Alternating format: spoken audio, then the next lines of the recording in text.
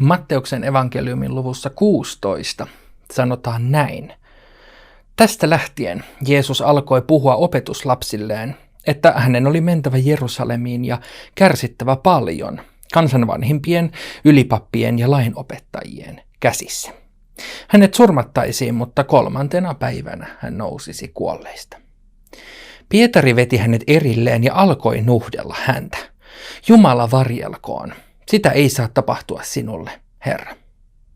Mutta hän kääntyi pois ja sanoi Pietarille, väisty tieltäni, saatana.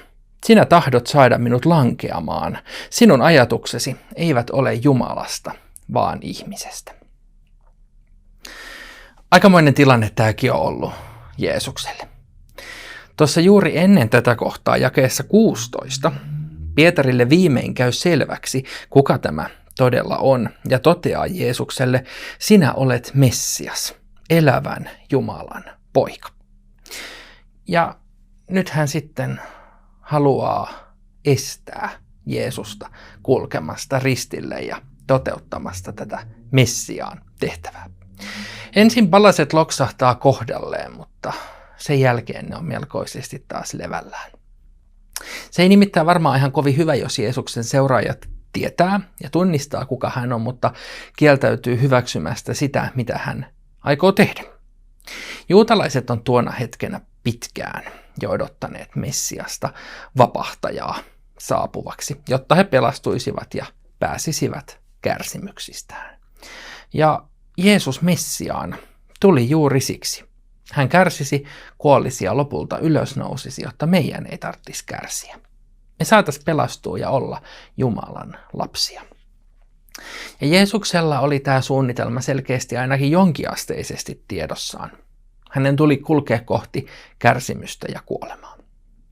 Mutta koska Jeesus oli myös täysin ihminen, niin tämä taakka, uskoisin ainakin, että tuntui jo melkein kohtuuttomalta. Ja sitten hän päälle vielä, rakas läheinen, kuiskailee paholaisia ehdotuksia hänen korvaansa, että tämä koko juttu jätettäisiin kesken ja välistä. Niin ei ihme, että Jeesus tulistui vähän tästäkin. Jeesus vastasi Pietarille melko väkivaltaisestikin. Hän kutsui Pietaria saatanaksi. Ja ainakin itse mä en nyt ainakaan tälle nopeasti keksisi ehkä pahempaa, miksi voitaisiin kutsua itseä kuin saatanaksi.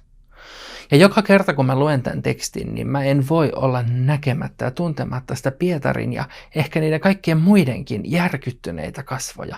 Oliko Pietari itse saatana?